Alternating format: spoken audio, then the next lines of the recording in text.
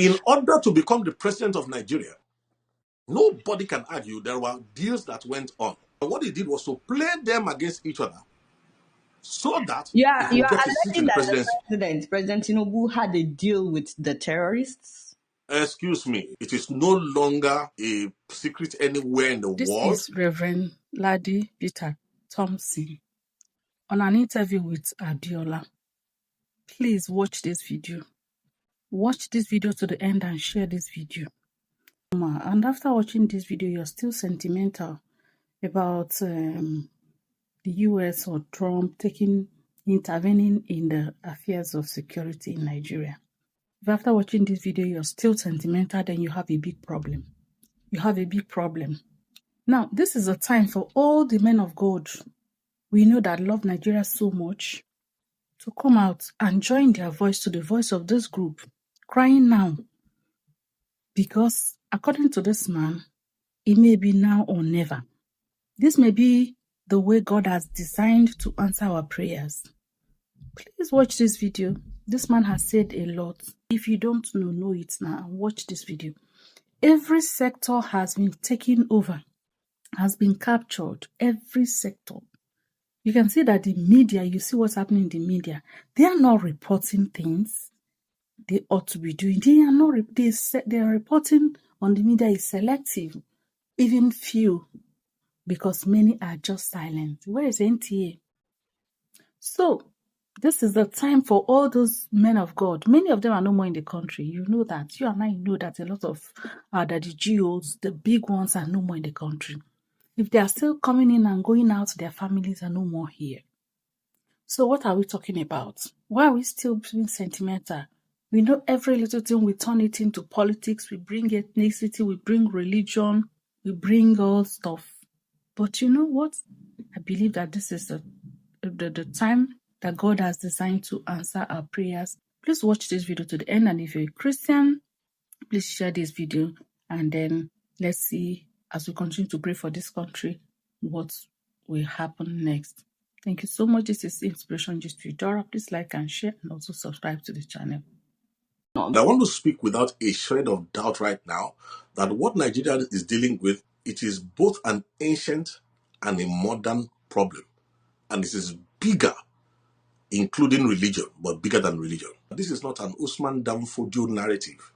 It's a more modern, more deadly, more intelligent Hydra, a supremacist agenda that was perfected by Osama bin Laden when he globalized the global resurgence of religious terrorism.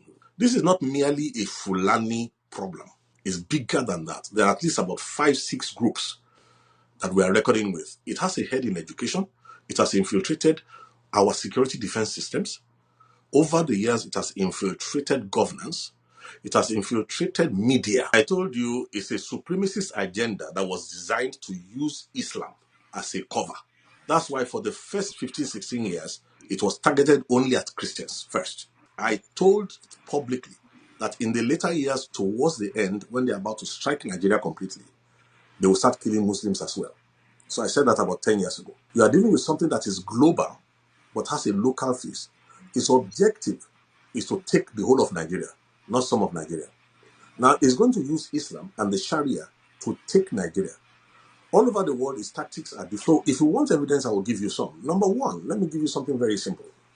There's no place in the world that has responded to an already documented resurgence of global Islamism by claiming to arrest terrorists, and then you claim that you have de-radicalized them, and then you absorb them into the Nigerian army. You see, that one alone is an amazing case of stupidity. I've never heard of this kind of madness before. An armed robber comes to your house, you arrest him, instead of prosecuting him, you claim that you have changed his mind, and you now make him join your megadis. That is, of course, one. Number two, if we collate, I can tell you from the beginning, one of the things I discovered from the year 1999 to 2000 was government complicity. And why do I say so? We have reached a stage now where we are not afraid of anything anymore. In those days, we were more afraid of the enemy within than the enemy without. So today, there can be documents that I will give you, we'll put on display. When you find out that young girls are kidnapped, married off, taken away from their husbands. I mean, sometimes young girls are kidnapped, sometimes wives are kidnapped, married off Islamic way. And you will see that if someone will come, the governors were aware.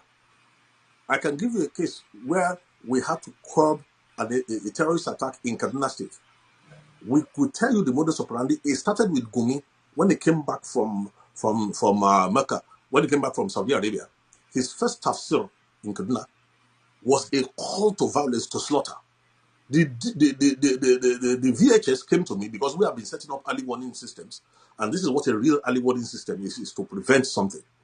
When we got it, we translated it into English, and at that time it was Obasanjo who was the president of Nigeria. Thank God for the Four Square General Overseer, who is now late, Wilson Badijo, who assured me that what we prepared and gave to him was given to Obasanjo in his bedroom.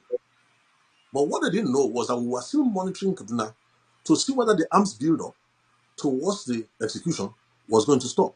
When we saw that it was not going to stop, in fact, this is a good example I'm giving you. I had to call a special strategic session with media, because media is a force expander in this new war form, this Hydra-headed war form. At that time, the man they call Additional, who became Buhari's media, whatever, was at that time an editor-in-chief or something in one of the newspapers. They gathered together, and I told them, this is the problem. They are about to kill at least 600 to 900 people. Femi Additional. They are about to kill 600 to 900 people in Kaduna. And I said to them, we have sent all the information to the army, to all the places. There's nobody stopping them. Unknown to them, we were monitoring. The Gumi boy went into the SSS office in Kaduna laughing and came out laughing. When I got that report in Lagos, we decided to call this media meeting and say, look, how do we solve this? Now, there's a headline that we had to put up where they did as if they interviewed the head of CAN and had to interview Gumi. Immediately, we took the front pages, the full pages in the newspapers and the new media, and the news blew across the world. The queries came to the president of Nigeria. It was reported to me directly that the Gumi boy entered, then it was a small, he entered the SSS office. This time he didn't come out laughing. He left the country immediately. Now, this is a guy who has been banned by Saudi Arabia. They didn't allow him to enter Saudi Arabia. Let me give you another proof. I was on television when I found out there was no other way of escape. When an Al-Qaeda operative was already appointed as a federal minister in Buhari's government. What's his name? Something Issa Pantami. How do I know? I supervised an evacuation in 2004 when a young Christian was slaughtered in the mosque of ATBU. That's Abubakar Tafawa Balewa University. Okay? Now, when we supervised that, it was this Pantami who was a lecturer in that university at that time, who put a fatwa on certain students because they preached the gospel to Muslims in a university. And at that time, when they killed that boy, we had to go and evacuate the others whose names I spoke to them recently. They are still afraid till now. The young guys brought them into Lagos. We made arrangements to take them into other countries where there's better respect for human worth. And then Sunday Achi was the name of the student who was murdered. Okay? At that time, for you to know how this thing works, there was a bishop who was working with the Obasanjo government who went to arrange for the burial of this boy. And when I said, let us make it an issue, they at that time were cooperating because they didn't realize how dangerous this Hydra is. Later, that Hydra attacked that bishop, almost killed him, finished his secretary. Fortunately, they couldn't catch his wife. They maimed him. And today, he's one of the forefront advocates who has realized how dangerous this thing is. I could easily give you many more examples. One of the former head of state who was claiming that there was nothing in his time, I was at a meeting with him in his home in Ota. When he gave me his own version of what he believed was going on, I said to him, sir, during your government, they were already building up more and more, infiltrating more and more. I said, do you remember a meeting you went to have in northern Nigeria when these things happened? When you left, they slaughtered every member of the family that entertained you. I said they were sending you a warning to back off. Now, some years later, he went for a security meeting outside Nigeria, and I think when they showed him the build-up of what is coming into Nigeria when the final phase comes. Look, the Nigerian army in totality, everybody knows what the number is. The last time they engaged the BH on 3 war fronts, it took almost 2.5 weeks to overcome. So everybody realizes that if you think the Nigerian army can withstand a combined forces of what ISWAP has planned in the future. What is working for us right now is very simple. Nigeria is 220 million people strong.